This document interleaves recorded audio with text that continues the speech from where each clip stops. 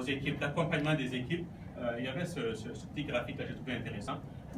Dans la ligne d'efficacité, plus d'efficacité et plus de structure de clarté.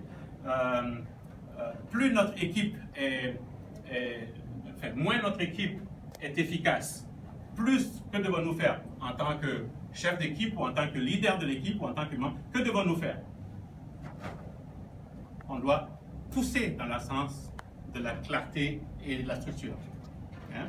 Alors évidemment, plus ça arrive, une équipe qui est peu fiable, au début, alors si je suis le patron de l'équipe et je vois que c'est une équipe qui n'a pas encore tous ces points de repère, je vais accélérer mon niveau d'appui et de clarté pour que justement elle arrive à un point d'efficacité plus élevé. Hein? Donc plus j'accompagne l'équipe, normalement, plus elle devrait arriver là où j'ai besoin de la mener. Par contre, si j'ai une équipe qui est très fiable, qu'est-ce que je dois faire?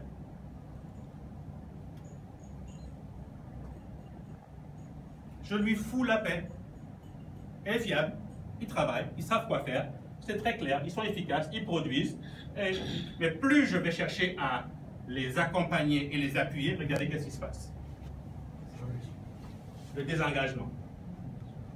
Ah, moi j'avais mon idée, je pensais que j'allais pouvoir le faire comme ça, mais tu veux le faire comme ça, il n'y a pas de problème, je te laisse le faire. Et c'est un risque évidemment, parce que c'est un élément de démotivation d'une équipe. Et ce qui est important à ce moment, c'est qu'il faut les laisser faire le travail. S'il y a un problème, j'interviendrai en ce moment, il y a un comportement qui est plus proche de ça. S'il n'y a pas de problème, je les laisse performer dans un cadre qui est clair quand même. Rappelez-vous, on doit avoir déterminé les objectifs, on doit s'être entendu sur les objectifs, etc., etc. Et à ce moment, ça devient possible. Mais le risque là-dedans, c'est que ça marche pour une équipe qui n'est pas fiable, mais ça marche moins bien pour une équipe qui a un niveau de performance déjà et qui n'a peut-être pas besoin qu'on les encadre, qu'on les accompagne plus que nécessaire. Mais ça peut se faire au niveau des individus aussi. Hein. On parle d'équipe, mais ça peut être des individus. Dans une équipe, il peut y avoir un individu qui n'a pas encore cette fiabilité. Qui doit l'aider? Les autres membres de l'équipe. Les autres membres de l'équipe, on le voit.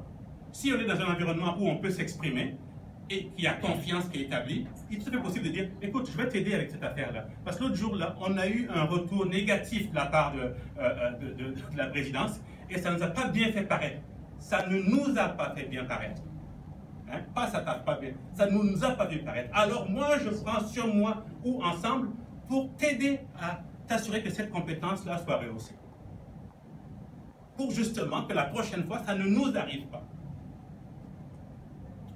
En ce moment, l'équipe vient, l'équipe vient appuyer la personne ici. Vous me suivez? Donc c'est quand même très, très important. Je trouvais que c'est important à faire quand on parlait de structure et d'encadrement et de clarté. L'équipe qui prend son travail à cœur. Donner aux membres de l'équipe des responsabilités qui les passionnent. Oui, autant que possible. Hein? Il faut que j'aime faire ça. Parce que ce n'est plus du travail si j'aime ça. Mais c'est sûr que on ne peut pas toujours donner à chacun tout ce qu'il veut. Mais au fur et à mesure que l'équipe performe, il peut y avoir des projets qu'on sait que quelqu'un aime et ça devient un élément de récompense ou d'avancement, etc., etc. Ce sont des possibilités, mais c'est sûr que ce sont des éléments qu'il faut avoir. Et parfois, si moi je sais qu'un de mes collègues préfère ça plus que moi, je le laisse, on va s'arranger. Et puis vice-versa, on pousse à l'autre côté. Offrir aux membres de l'équipe du feedback positif sur les accomplissements et leur proposer de l'aide, les coacher sur les aspects qui sont plus difficiles, c'est ça que je disais. Être prêt à apprendre de son équipe. Hein? On a toujours quelque chose à retirer de l'autre. Et il faut rester dans cette dynamique d'apprentissage. Ne pas négliger de reconnaître et vanter les travaux et efforts de votre équipe à vos supérieurs. Là, c'est vraiment ceux qui sont les chefs d'équipe.